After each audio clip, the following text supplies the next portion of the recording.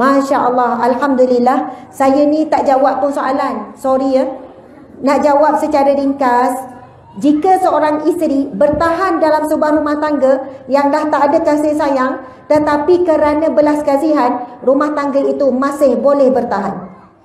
Saya sebut lagi sekali, ada suami isteri tanya, Ustazah, kami dah tak ada kasih sayang, kami dah tak ada cinta dah, tapi cuma ada kesian pada anak-anak sahaja. Jadi macam mana tu? Saya jawab begini, tuan puan nak teruskan tak? Kami nak teruskan sebab kesian anak-anak. Tapi kami dah tak ada cinta, tak ada kasih sayang. Kami pun duduk bilik asing-asing. Saya jawab dengan firman Allah ini, iaitu yang ketiga, warahmah, belas kasihan. Jadi rumah tangga tuan-puan ni dah tak ada sakinah, tak ada tenang dah. Masing-masing tak nak tengok muka dah. Mawaddah pun tak ada. Yang ada adalah rahmah saja, belas kasihan. Tapi kalau ada belas kasihan lagi, masih boleh bertahan. Dan saya doakan satu hari akan tumbuh semula mawaddah, akan tumbuh semula sakinah. Sebab apa? Belas kasihan adalah sebab kukuh untuk mempertahankan rumah tangga. Masya Allah. Dan ada yang datang balik lepas beberapa tahun, Ustazah terima kasih, sebab ramai orang nasihatkan kami dulu, dah tak ada kasih sayang, cerai je lah. Dah tak ada cinta, cerai je lah. Anak-anak tu jangan risau, esok-esok diorang boleh bawa diri, diorang faham. Tapi hari ini kajian membuktikan kebanyakan anak-anak yang bermasalah sosial datang daripada keluarga yang berpecah. Walaupun ibu bapa ni cuba beri yang terbaik, tapi luka yang begitu dalam pada anak-anak ini membesar anak ini dengan memberontak. Bila tengok ada orang lain datang sekolah mak ayah bila PBG, dia terasa. Bila hari lahir, ada sebelah je. Bila tengok sekian-sekian, dia tengok pergi berjalan mana-mana, tengok orang lain ada mak ayah, hati dia sentiasa marah dalam hati.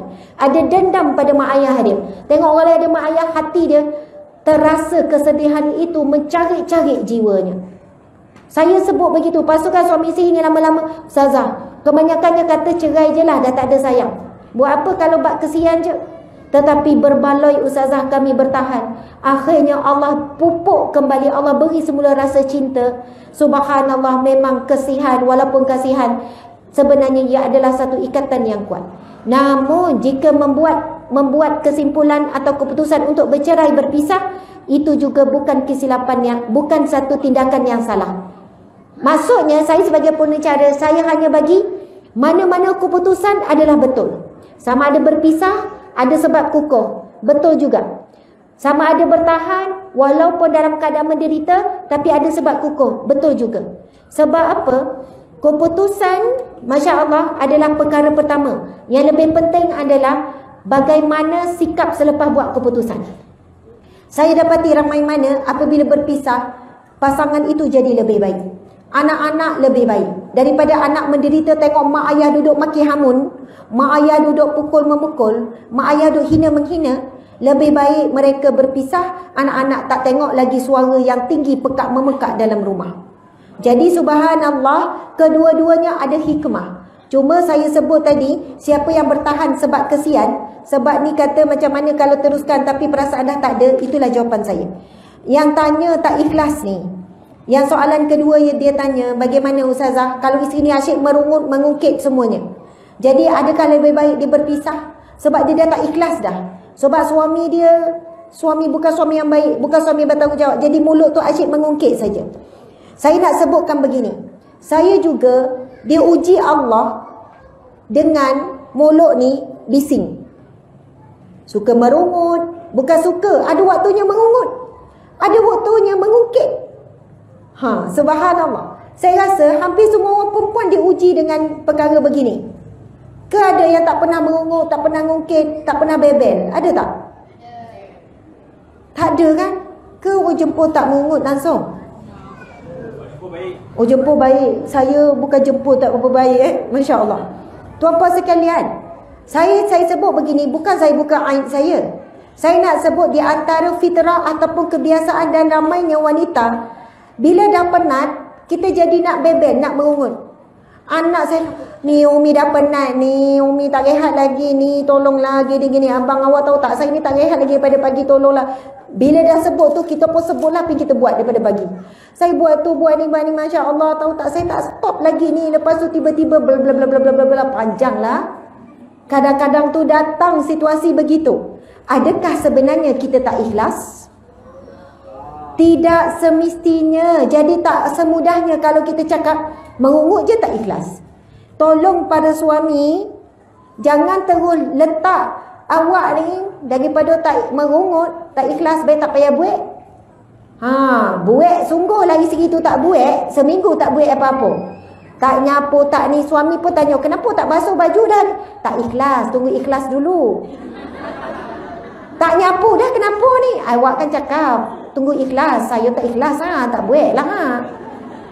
Lepas tu suami pula rungut. Awak ni buat apa kat rumah? Awak pula rungut. Baru tahu. Tuan-puan sekalian, ini kalam ulama. Tidak semestinya yang merungut itu tidak ikhlas. Dan tak semestinya yang tidak merungut itu ikhlas. Ada yang mulut diam, hati tu tak ikhlas, menyumpah-nyumpah dalam. Tapi ada yang mulut tu bising, tapi sebenarnya dia buat tu dengan hati. Cuma dia nak lepas penat tu dengan sebut tu. Sebab itu kisah Saidina Umar, bila ada sahabat nak pergi mengadu ni, dia letih dengar isteri duduk bebel merungut ni, dia nak pergi mengadu ke Saidina Umar. Bila dia sampai depan rumah Saidina Umar, dia dengar Saidina Umar kena bebel, kena rungut dengan isteri. Lepas tu Saidina Umar nampak, Saidina tanya, kenapa, apa hajat kamu datang? Lepas tu dia pun jawab, selesai masalah. Soalnya dia baru nak luah masalah ke Saidina Umar, bahawasanya dia dah tak tahan dengan isteri bebel ni. Tapi bila sampai depan pintu rumah Saidina Umar pun sama kena bebel dengan isteri. Lalu Saidina Umar jawab apa? Saidina Umar bukan kata merungut tu berdosa, bebel tu berdosa, tak. Saidina Umar kata bersabarlah terhadap kepada isteri-isteri. Sabarlah terhadap isteri kita, kerana mereka sudah penat menguruskan rumah tangga. Mereka penat urus itu ini. Kita hanya penat tahan sabar mulut dia. Yang lain penat tu, saya nak tanya orang lelaki kan, mana lagi sanggup? Penat dengar isteri bebel kau, penat buat kerja rumah, mana lagi sanggup? Dua-dua tak sanggup. Mana boleh hidup semua nak seronok? Masya Allah. Sebenarnya lagi penat buat kerja rumah, tak habis-habis. Orang lelaki sanggup tak nak bersalin? Kalau boleh nak kan? Tipu kalau boleh nak, tipu. Yelah, kalau boleh tak nak. Tipulah tipu. Lelaki memang tak nak. Bersunat pun dah sakit macam apa kan. Saya nak cerita, tuan-puan sekalian, cari dekat YouTube. Cari kat YouTube. Mak Saleh, ini penutup sungguh ni. Mak Saleh dia buat alat macam contraction nak bersalin tu, sakit nak melahirkan anak tu, yang sakit memulas sangat tu, dia cipta alat tu, sama rasa sakit tu dengan sama perempuan nak bersalin. Lepas tu dia pakaikan alat tu pada lelaki. Cari dalam YouTube. Lelaki ni dia ambil yang sadar. Macam ni kan sadar-sadar ni kan, yang sadar, yang nampak kuat. Dengar ni, duduk atas katil, dia pasang dekat perut. Mula-mula yang 1 cm, yang contraction baru sikit, contraction sikit. Lepas tu makin tinggi, sampai yang kelima punya tahap sakit, menggelupur sampai menangis, sampai merayu-rayu dengan doktor, tolong berhenti. Baru yang tahap 5. Orang perempuan dia sampai tahap yang ke-10. Sakitnya nak bersalin sampai 10 cm tu, tak boleh nak gambar sakit. Yang lelaki ni kata dia baru 5 cm, dia baru yang tahap ke-5, dan baru beberapa minit. Orang perempuan tahan sakit nak bersalin tu sampai ada yang 10 jam, ada yang sampai 15 jam. Sakit tu memang tidak mampu ditanggung oleh lelaki. Allah memang pilih orang perempuan untuk menanggung rasa sakit bersalin. Sungguh Tuan-puan sekalian, Allah tahu kemampuan untuk menanggung rasa sakit melahirkan anak adalah mampu ditanggung oleh wanita, bukan lelaki. Sebab itu rahim Allah ciptakan dalam tubuh badan wanita, bukan lelaki. Lelaki cuma nama rahim je. Ya, lelaki lah ni. Masya Allah. Tuan-puan dimati Allah sekalian. Sebab itulah wanita ni, bayangkan kalau dia cakap tak ikhlas. Dia ikhlaskan, dia buat tu ikhlas. Cuma mulut tu bercakap. Walaupun dah sakit kali pertama, sanggup menanggung sakit kali kedua, kali ketiga, kali keempat. Dia macam pisau hiris hidup-hidup tu. Saya tak boleh nak gambarkan betapa sakitnya melahirkan anak. Saya pernah melahirkan 6 orang anak secara normal, seorang secara caesar, bedah, dan 2 kali gugur, 9 kali mengandung. Walaupun bila setiap kali melahirkan anak, setiap kali tu saya cakap pada suami, saya tak nak dah melahirkan. Saya tak nak dah. Allahu Akbar, terlalu sakit. Tujuh dapat. Maksudnya, disebabkan besarnya sabar seorang wanita. Besarnya wanita ini sentiasa menggunakan tubuh badannya untuk berikan yang terbaik buat keluarga. Sebab itu, bila dia dah penat, dia dah letih, dia dah sedih, dia dah kecewa, dia keluarkan melalui mulut saja. Tapi kerja tetap buat, amanah tetap buat.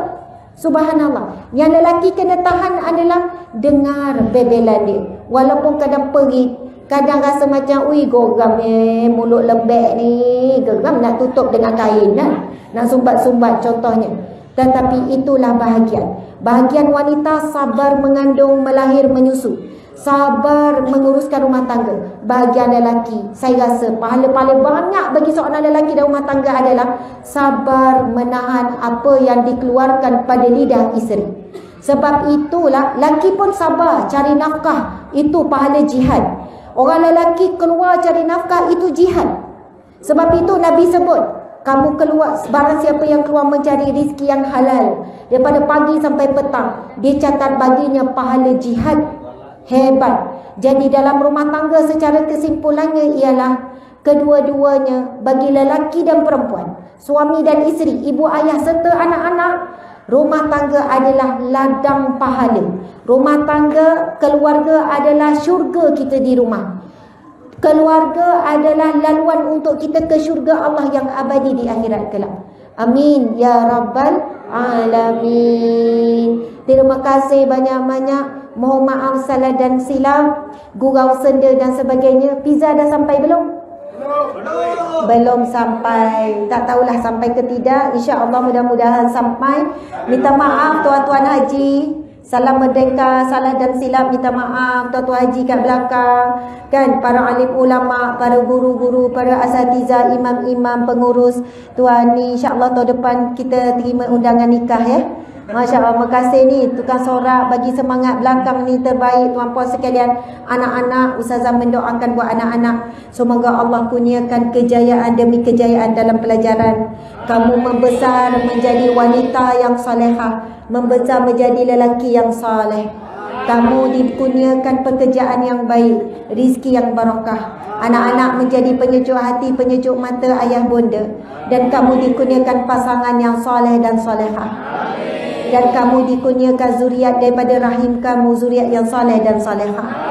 Buat para ibu ayah sekalian, kita mendoakan ya Allah, kurniakanlah kesabaran, keredaan, ketabahan ya Allah, kekuatan untuk kami menempuh bahtera rumah tangga, agar bahtera ini berlabuh di syurga-Mu ya Allah. Ya Allah, sebagaimana Engkau menemukan kami di dunia ini sebagai sebuah keluarga, maka satukan kami kembali ya Allah di syurga-Mu yang abadi ya Allah. Ya Allah, ya Rahman, ya Rahim, ujian terlalu banyak, musibah begitu besar ya Allah, ujian yang tidak pernah henti dalam rumah tangga. Pilihlah kami menjadi hamba-Mu yang sentiasa bersabar ya Allah, sentiasa bersangka baik ya Allah, sentiasa kembali kepadamu ya Allah. Ya Allah, kami sayang suami kami ya Allah, kami sayang isteri-isteri kami ya Allah, kami sayang anak-anak kami ya Allah, kami sayang ibu bapa kami ya Allah. Maka ikatlah kasih sayang kami ini dengan ikatan-Mu ya Allah, dengan ikatan akidah yang kuat. Jauhilah daripada segala gangguan jin, syaitan, iblis, sihir dan manusia berniat jahat ke atas rumah tangga kami ya Allah. Ya Allah, Allahumma ja'alna min ahli jannatil firdaus bighairi hisab wa ghairi azab. Ya Allah, kumpulkanlah kami ya Allah, golongkanlah kami di kalangan ahli syurga firdaus-Mu tanpa dihisab, tanpa diazab. Rabbana atina fid dunya hasanah wa fil akhirati hasanah wa qina azaban nar wa qina azabal qabr wa qina azabal mahsyar. Wa sallallahu ala sayidina Muhammad wa ala alihi wa sahbihi wa sallam. Walhamdulillahi rabbil alamin. Amin ya rabbal alamin. Subhanallah. Ada pengumuman sikit. Uish, masya-Allah, takbir. Oh, nak takbir ya? Takbir. Allahu akbar. Takbir. Okey, dia macam berdiri. Okey, pengumuman sikit. Buku ni tuan-puan sekalian, masya-Allah, kita dah boleh tutup. Okey, tunjuk kat Ustazah Las. Boleh tutup live. Okey, terima kasih yang hadir secara live 3000 lebih, masya-Allah. Selamat hari